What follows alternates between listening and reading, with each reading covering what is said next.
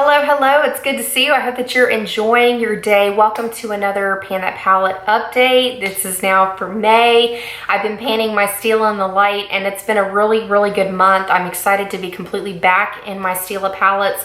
I'm kind of panning the In the Know along with it, but before we get into it, let me show you where I was as far as last month with my palette.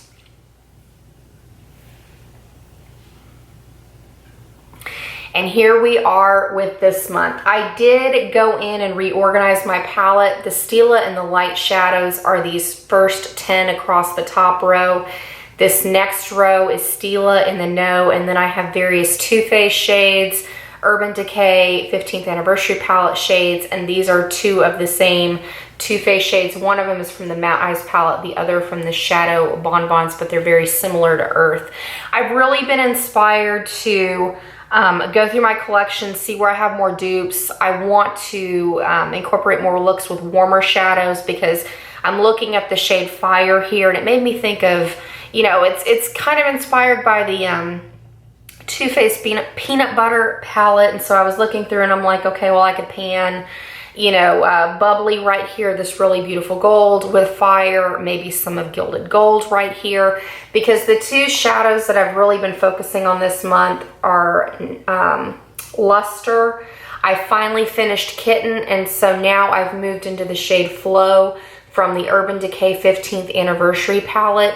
If you pair it on top of a champagne eyeshadow base, it behaves very similarly to Kitten. It does have more of a peach feel on its own, but like I said, once you put that champagne base under it, it looks literally the same thing.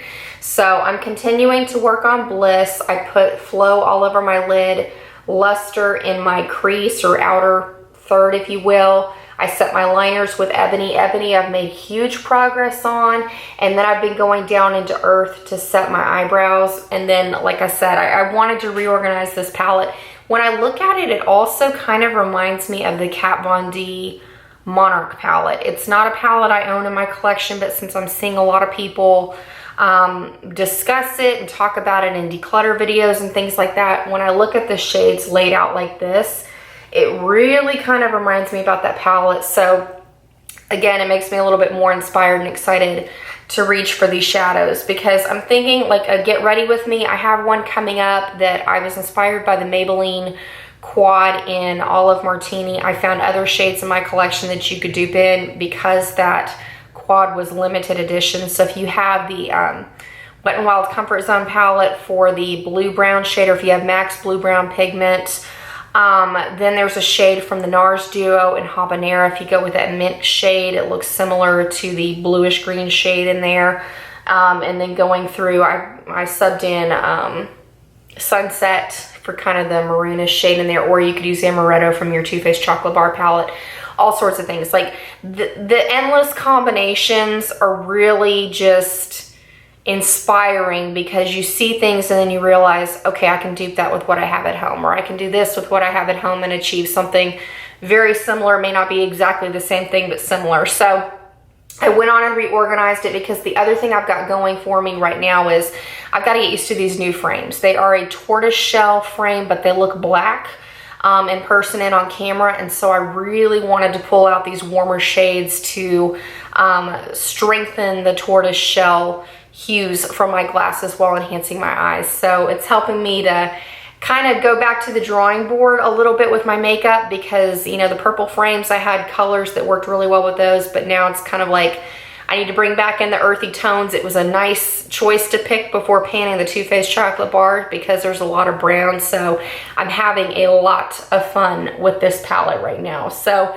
I'm gonna continue working on it. The other shade I'm working on over here, I think it's Air or Wind, maybe Wind, I don't remember. I think it's Air, but regardless, I've been working on this also as a highlighting shade, and I use it as a face highlight as well. I did have to repress it because it finally cracked. So this is where I'm ultimately ended up for the month of May, and I've got the little bit of a dip down here. So Very, very excited. The progress is steady going through this palette, and I'm really enjoying it.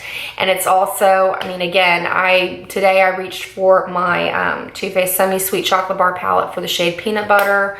I've gone into my Too Faced Sugar Pop palette for things to get more of a peach look.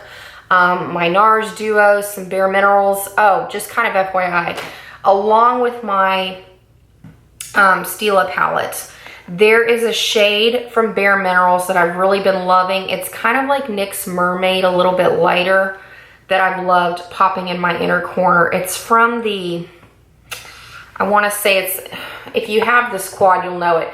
It's this quad right here. It was one of the summery ones that came in the aqua packaging.